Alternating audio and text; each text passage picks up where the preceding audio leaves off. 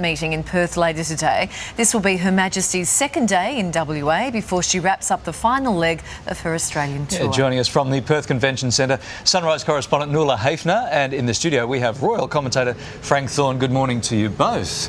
Morning. Nuala, first up, Nuals, what time will the Queen open Choggum this morning, and is she expected to join the world leaders at the meeting today?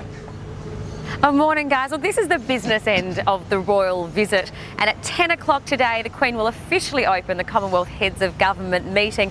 She's not going to be involved in the nuts and bolts of things, but she does have a very busy day planned. There's going to be a lunch with the new Heads of Government, and then this evening there's going to be a banquet in her honour at the Pan Pacific Hotel. All up, 53 world leaders will be here for this three-day summit.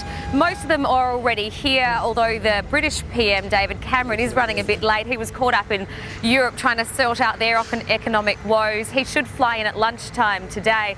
As you can imagine, security here is incredibly tight. It's really been ramped up into top gear. There are lots of secured zones. Many police are on most corners in that restricted zone. You pretty much get asked for ID anywhere you go. I just tried to use the public toilets behind me and was told no go. So my bladder can attest to how tight security is here. Well, we won't keep you long there, Nuala. Frank, let's get the English perspective on this.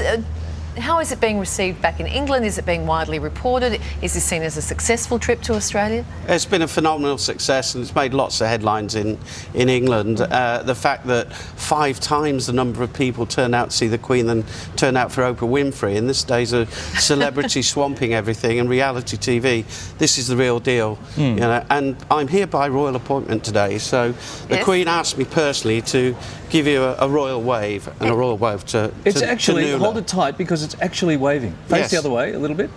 It's very cute. How do you do that? Have you got your finger up? How do you do that? Well, very clever. A lot of people want to know what's in the Queen's handbag. Well, I can tell you it's a solar panel and it drives a hand. That's so much better than the present. In case she ever comes in the studio, you'll know what she looks like. Has this reignited our love affair with royalty, do you think? And I'm not talking about this. I'm talking about that. Honestly, Larry, I don't think the flame ever died. She's always been the Queen of Hearts. She's so well respected. The pictures tell the story. Look at her down the Brisbane River there. It was like the royal wedding is happening all over again, you know, tens of thousands of people, 40,000 people in one spot alone. It's just been overwhelming. It's just great to see and great for the British press pack following that around because we really didn't expect it ourselves. Really? You were surprised? We're very surprised, yeah. But it shows what a lot of softy monarchists you are.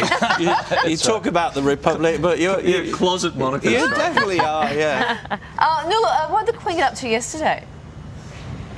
Well, thankfully the sun was shining to power that solar panel. We were a bit worried in the morning, but the Queen visited Clontarf Aboriginal College during the day, and then later on, about 1,800 high-profile people lined up 200 metres down the street to attend a garden party with the Queen at Government House. This is everyone from Gina Reinhardt, the richest person in Australia, to the VC Award recipient, Ben Roberts-Smith. And it seemed like a lovely afternoon. The Queen actually seemed like she was really enjoying herself and stayed longer than expected. Nuala, the Queen's big farewell on tomorrow, Saturday. Do we know what's been planned? Oh, we do indeed. It's been planned for months. They've even had a dry run earlier in the month. It is the big Aussie barbecue here on the Perth foreshore, and everyone is invited. It's based gold coin donation. All the money raised is going to different charities. And then I'm afraid we say goodbye to Her Majesty. She gets on a plane 12:30 tomorrow, and I don't know what we're going to talk about afterwards. My life's going to be devoid. Whose clothing colour am I going to predict after that? It's going to have to be Kylie's. By the way, did you notice I said yesterday she would be wearing blue-green? 2 outfit changes. What was she wearing? Blue-green both times. You are the Thank you very much. Queen Whisperer. Oh, she's wearing shocking pink today. Quite royally psychic. Frank, the Queen goes tomorrow. That means less than 24 hours for Prince Philip to actually make a gaffe.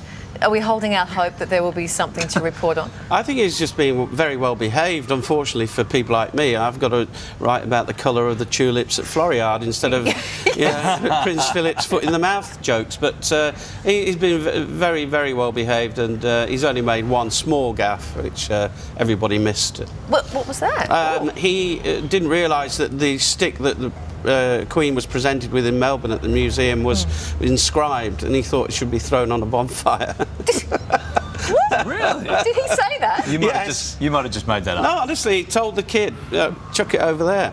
He didn't realise it was a proper inscribed souvenir.